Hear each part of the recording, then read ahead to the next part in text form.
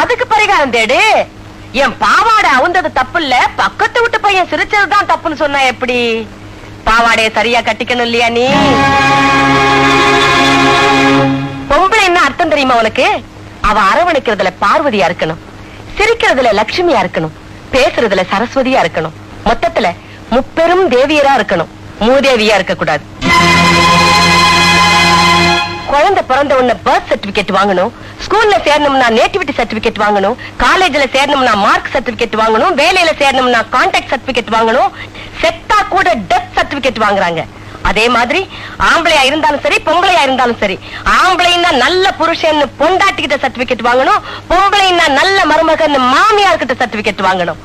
கையில degree சர்டிபிகேட்டும் salary சர்டிபிகேட்டும் இருக்குங்கிற திமிர்ல உன் மாமியார் கிட்ட மோசமான பொண்ணுங்கிற சர்டிபிகேட்டை வாங்கிட்டேடி படுபாவி. நான் என் புருஷன்கிட்ட வாங்கியிருக்கிறது சுதந்திரம், நீ உன் புருஷன்கிட்ட இருந்து வாங்கியிருக்கிறது விடுதலை. சுதந்திரத்துக்கும் விடுதலைக்கும் வித்தியாசம் இருக்குடி ராட்சசி. அம்புஜம் அம்புஜம் கொஞ்சம் காபி குடுக்கறியாமா? இது வந்துட்டாட்டே.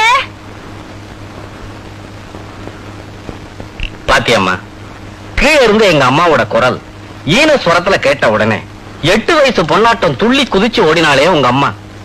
இந்த அன்புக்கு, பண்புக்கு, கடமைக்கு, மரியாதைக்கு ஒரு தலை என்னம்மா, ராவண மாதிரி 10 தலை இருந்தா கூட ஆட்டு ஆட்டு ஆட்டு ஆட்டுன்னு ஆட்டிக்கிட்டே இருக்கலாம். கழுத்துல சுளுக்கு விழுந்தாலும் பரவாயில்ல, இல்ல ஒவ்வொரு தலையா உதிர்ந்து கீழே விழுந்துட்டாலும் பரவாயில்ல. பொண்டாட்டிங்க பாசத்தை காட்டினா புருஷனுங்க பாதத்துல இருப்பாங்க, கோபத்தை காட்டினா கோபுரத்துக்கே போயிடுவாங்க.